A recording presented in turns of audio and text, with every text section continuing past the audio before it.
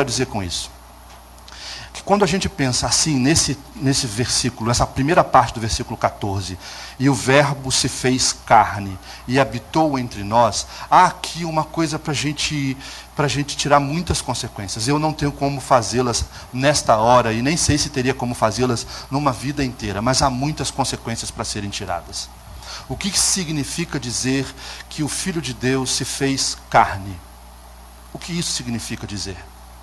O que significa dizer que o Filho de Deus se fez mundo, assumindo esta realidade que é a nossa?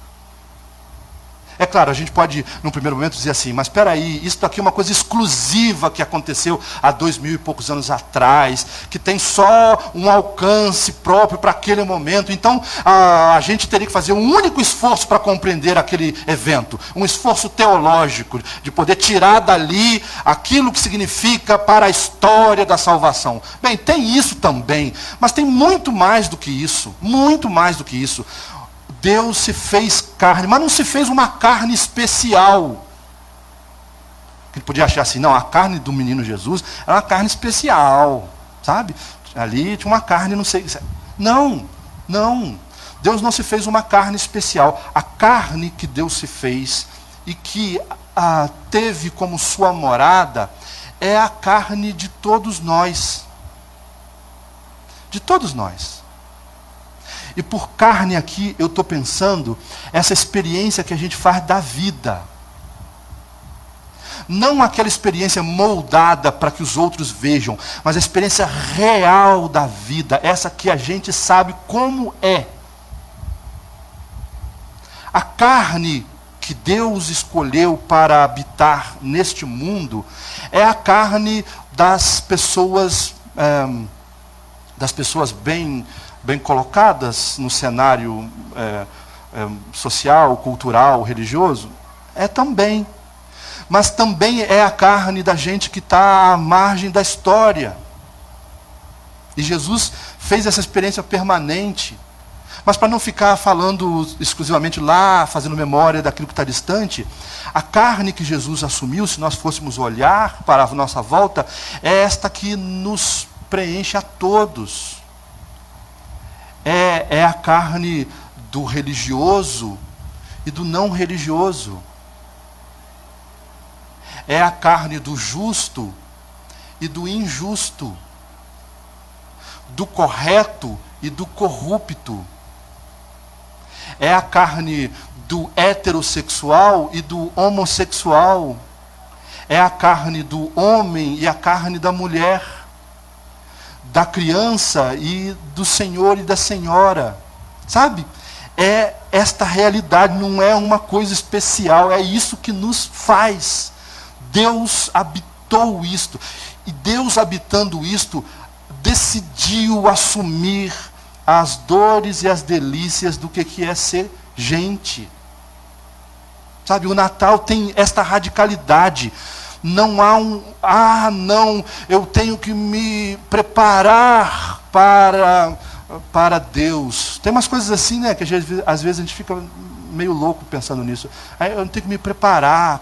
E o que é se preparar? Geralmente se preparar é fazer um processo que tem a ver com negar as próprias contradições, com deixar a nossa própria experiência de lado. E aí, por via de algumas coisas, que depende do gosto do freguês, que pode ser deixar de comer, que pode ser deixar de dormir, que pode ser deixar de ter prazer, ou deixar de alguma coisa. Sempre é deixar. Tá? Por via de deixar alguma coisa, a gente se sente então mais preparado, carne mais purificada, mais digno de ser assim, acolhido na presença. Mas isso é uma besteira que não tem fim. Quem quer deixar de comer, deixa. Quem quer deixar de dormir, deixa. Sabe? Não, cada um faz o que quiser. Mas não pense que isto purifica alguma coisa para que o próprio Deus se faça presente.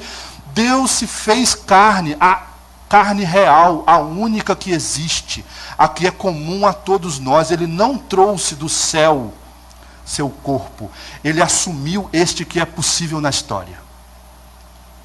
Deus se fez mundo. E de certa maneira só é possível entender o Natal se nós desenvolvermos uma certa mundanidade na nossa história. Ah, pastor, isso é um absurdo. Como é que diz uma coisa dessa logo no Natal? Não, mas é isso.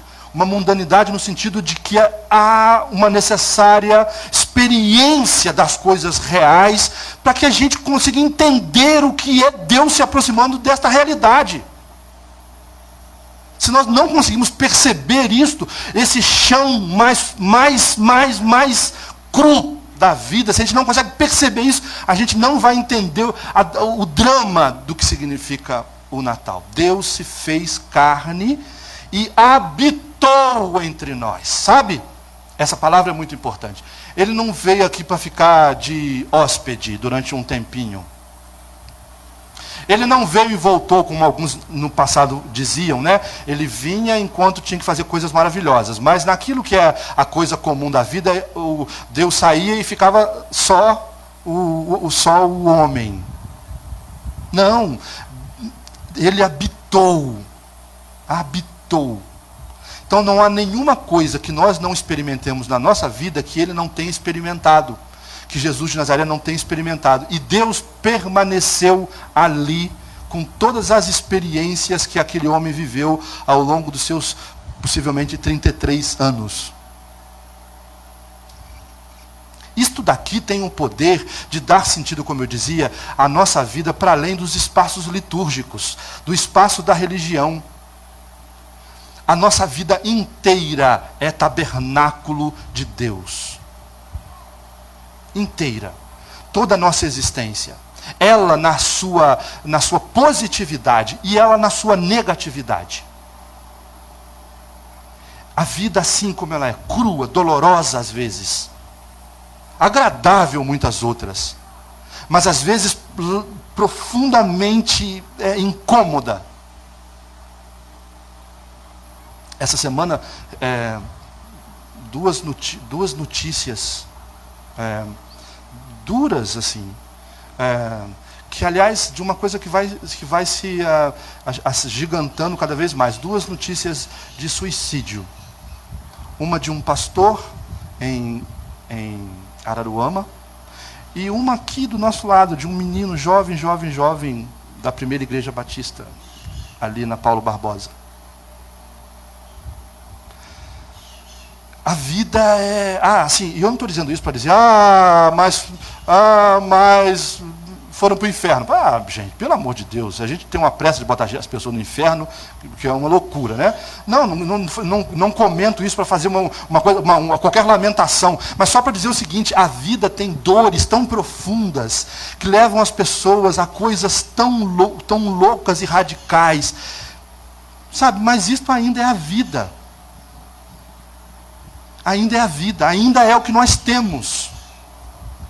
Ainda é o que nós temos. Sabe, no fim das dores profundas como essa, Deus está. Deus está até a dor mais grave, que leva alguém a negar aquela dor que está sentindo, e por isso acaba negando a vida. Porque ninguém nega a vida, só teórico.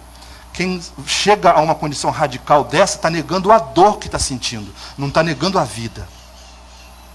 E Deus vai com esta pessoa até o limite, porque o que nos garante esse versículo pequeno de João é que Deus habitou na nossa carne. Não é só na carne daquele moleque que nasceu há 2000 anos atrás, é que a partir da carne daquele moleque, Deus habitou toda a carne.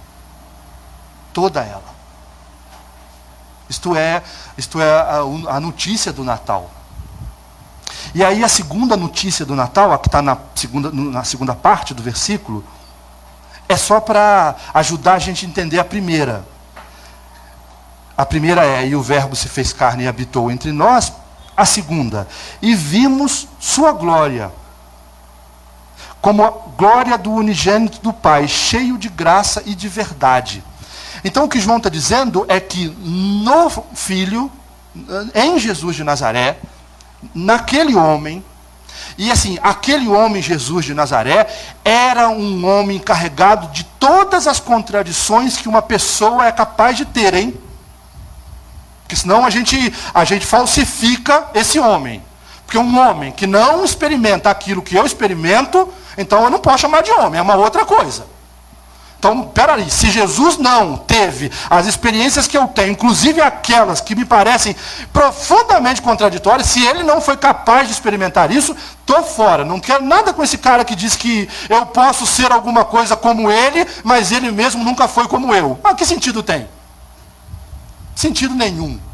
Portanto, Jesus, quando a tradição diz foi verdadeiramente homem, ou quando a carta aos Hebreus fala, em tudo foi homem. Isso daqui é para ser levado a consequências. Então, quer saber como foi o homem Jesus de Nazaré, a pessoa Jesus de Nazaré? Se olhe no espelho. Se olhe no espelho. Ah, mas eu não vou gostar do que eu vou ver. Se olhe no espelho mesmo assim.